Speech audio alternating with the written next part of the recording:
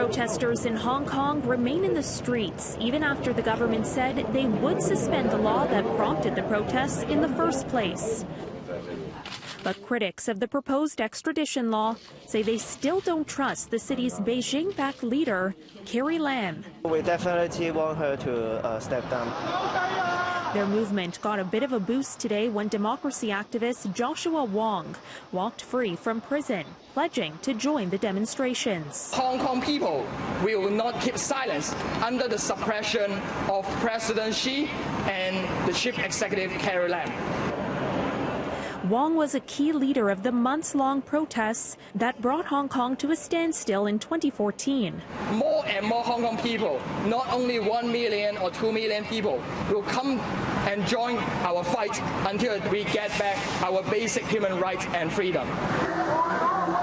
One day after millions of people poured into the streets with renewed determination and a list of growing demands, some protesters still occupied the grounds of Hong Kong's government offices, warning the political crisis sweeping the city would only grow unless Lam, who has apologized for the way she handled things, steps down.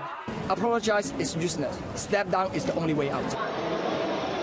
And then there's the bill that sparked these protests, some of the largest in the history of this former British colony. Why don't you change the word into withdraw and make the people a bit happier and pacify them? Why it's so hard to do? It paves the way for locals and even those just passing through Hong Kong to stand trial on charges in mainland courts. Many in Hong Kong worry the Chinese leadership will use it to seize those who question communist officials and others who fall out of line with the party. Wong says these fears are warranted. Caryn Ceolin was not directly elected by the people of Hong Kong. Rather, she was appointed by Beijing. But China's state media said today that Beijing would continue to back up Lam despite calls for her to resign, and once again blamed foreign meddling for Hong Kong's political crisis. Lam has repeatedly denied that Beijing was behind the extradition bill.